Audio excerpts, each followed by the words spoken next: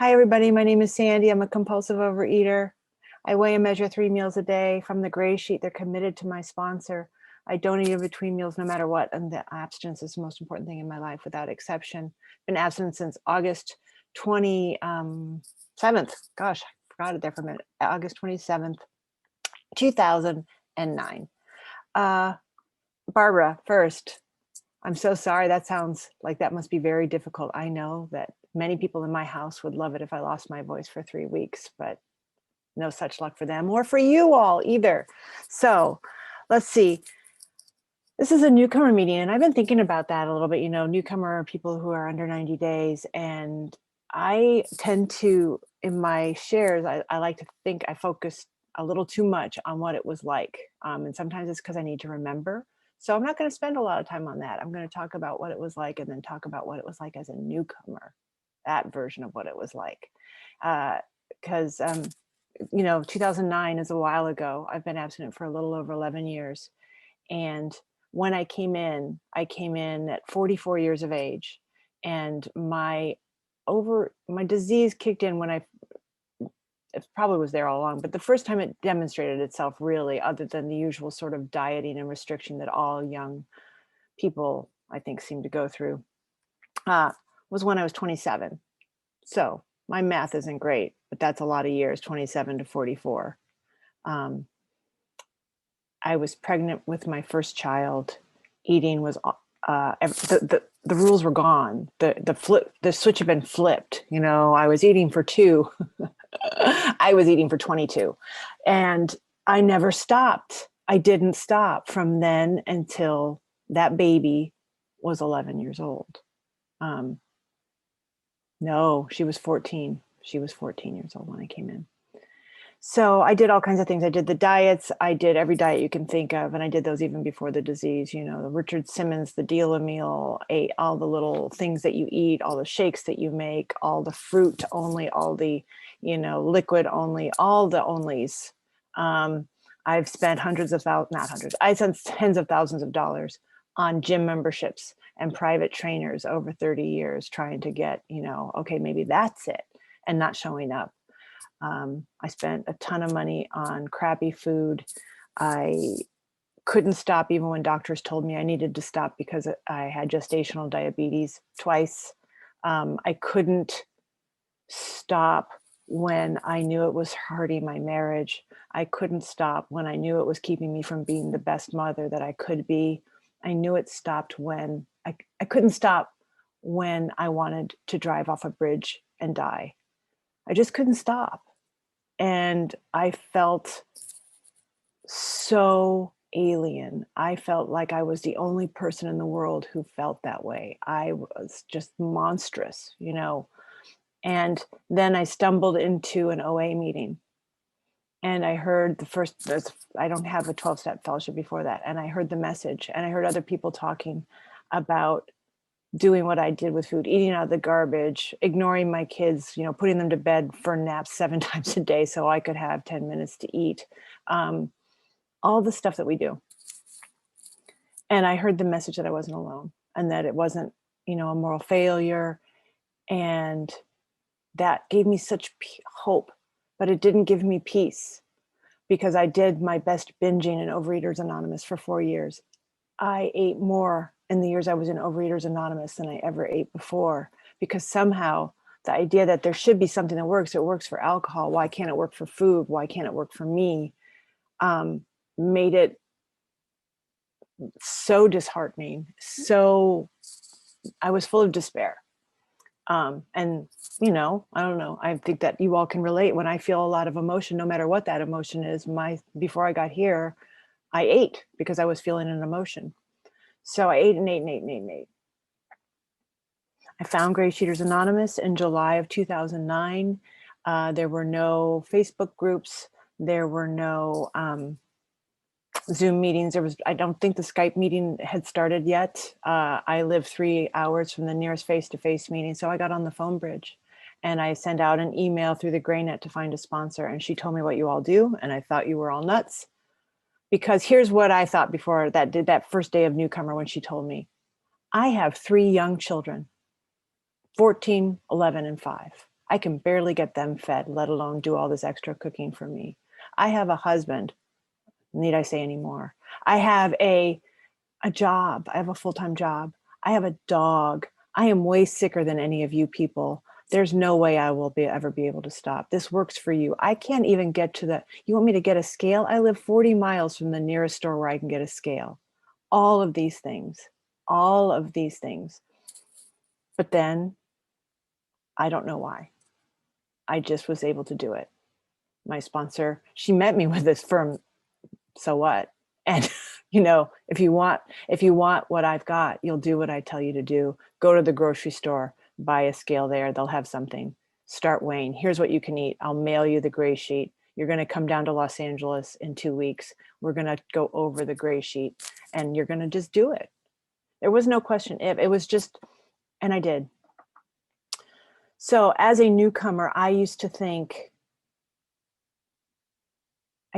how everybody else, it was easy for everybody else, you know, and in some ways it was right, because it is easy for me now. It's very easy for me now, because it's not what I do, it's who I am.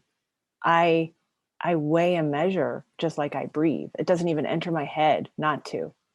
That doesn't mean though that it doesn't piss me off, or that I don't resent it sometime when I'm getting ready to go somewhere and I've got, everybody else can just pick up and go. I've got to figure out how the meal, what I'm going to do, what I'm going to go for. You know, that still happens. But as a newcomer, I was willing to do it because I just wanted the voices to stop in my head. Then the weight started coming off, and that was thrilling. But mostly it was having the message constantly. As a newcomer, that's what I did. I listened a lot. I shared, even if I said my name and that I was a compulsive eater. I didn't know how to say the mantra I bumbled through it. And then I wrote it down. Like, oh, I could write it down. And I was not, it wasn't that I wasn't telling the truth when I said the mantra, but I didn't believe a lot of it. You know, it wasn't true for me yet. The most important thing in my life without exception? No, I have children. I have a family. It doesn't make sense. But then it did. One day, I don't know, 60 days in, it occurred to me that I meant it, because I'd had this psychic change, you know, where what I was doing for the first time in my life was giving me clarity. I could think clearly. I could feel without freaking out. I could breathe. I could get through the day without thinking, what's the next thing I'm going to eat? The voices hadn't stopped, but they were a lot quieter. And when I listened to you all on meetings, and when I went down to go to the meetings, and when I got on the phone, I had the ear pod in my phone all the time. My son was 5, and you know, I'd lay down to put him to bed at 8 o'clock California time, and I'd be listening to an 11 p.m. New York meeting. I listened to meetings all the time. When I got to 90, what else did I do first though? I checked. I had come to really believe that my best thinking got me nowhere fast. I knew all kinds of stuff about nutrition. I knew all kinds of stuff about calories. I knew all sorts of things about mixing and matching, all that stuff, and it never helped me. So what I did was it was a conscious decision. I'm just gonna do what I'm told. And, you know, for someone like me who needs to be in charge all the time, that's my default, because if I'm not in charge, things happen to me that I can't control. And if I can't control it, the world will spin off its axis. But for someone like me who needs to be in charge, to put down that mantle and just say, no, okay, tell me what to do. It was simultaneously the most difficult and the most amazing feeling ever. It was like, oh, I could breathe. Like, I don't have to know what to do. My sponsor's going to tell me what to do. You all are going to tell me what to do. So lots of things were suggested. You know, it was suggested to go to 90 and 90. That wasn't, it was possible. And I don't know that I achieved it, because it was phone meetings for me, because literally 150 miles to the meeting. But I went once a month down there with those 3 kids, and dropped them off at my mom's, and then went to things. I went to a meeting a day, most days. My friend says I do it daily most days. That's kind of what I did. I called when I made a mistake. I made a lot of mistakes. And what I love about Gray Sheet is did you say 5, Callie? No. Okay. nobody told me that I had to be perfect. You know, when I first saw there we go, 5, that I needed to do this all the time perfectly. Nobody can do that. So I made mistakes. I would call my sponsor. She would tell me what to do. If I couldn't get my sponsor, I called another person. I was told to call 3 live people. Just keep going down the list, get the list of people. When you're a newcomer, go on the meetings, call people. That was hard for me. I didn't do it as well as other people do, but I did do it because it was also more difficult to get contacts. That's what you had to do then, you know? So I would go on and I call people and I was told, ask them what they're eating, ask them what their favorite thing is. And so I would do that, or I would just, you know, I think that's the thing as a newcomer,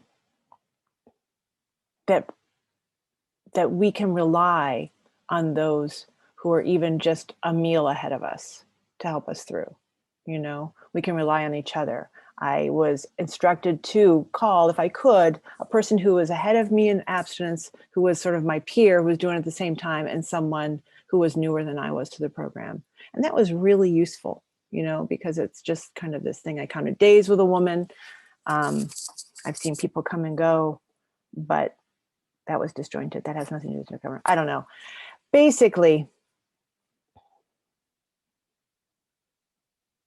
I think the thing when we're new, and the thing that stays throughout the years that I'm finding, is I just have to be willing. I just have to be willing to do the next thing. I have to be willing to get to my next meal without eating in between it. And if I think of that, when I was a newcomer, I couldn't imagine going through a day without a snack. I probably didn't have snack. I just ate continually. I was a constant eater. I have gone 11 years and however many months without a snack. I mean, that's possible. That's what I want to say to the newcomer. Just hit me. These off the cuff ones, I get to the point eventually. What I want to say is that anything is possible if you just do it the next meal, if you can just get there. And that if I can do it, and if all the women on here I see who have time on here can do it, if you can do it and you can do it one day, there's no reason to expect you can't do 2. You know, there's no reason then you can't do 3. It's hard, but it's not hard. We're all here to help you. And you just need to accept help. That was the hardest thing for me. And it still is hard for me.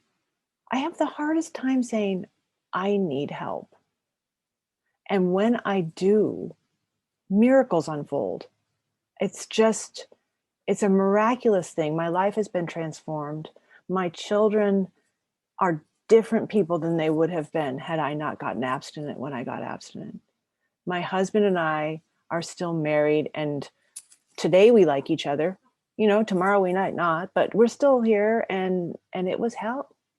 I have made friendships here with people I have never encountered in the flesh, with whom I am closer than I am people in my own family. I know that I could reach out to each of, there's 16 of us. I could reach out to 15 of you if I needed help, and all of you would give it to me. So if you're struggling getting to the next meal, call one of us, contact one of us. Whether you're a newcomer or not, you know, sometimes it can be hard. I've gotten to the point now where things sometimes are rough and I don't want to eat, which is a very strange thing for me to say. I don't recognize that person, but I do. I call somebody and say, I don't want to eat lunch. My life is falling apart. And I've said that to somebody before, literally. And she said, I'll stay on the phone while you eat. Let's just talk while you eat. I mean, I get emotional like that. Where else in the world do we get that kind of support from people we don't know? You know, I'll stay on the phone with you while you eat your lunch so that you will eat your lunch. So that's the beautiful thing. Reach out for help, ask for it, be there for the newcomer, do crappy shares off the cuff, and I'm gonna pass. Thanks.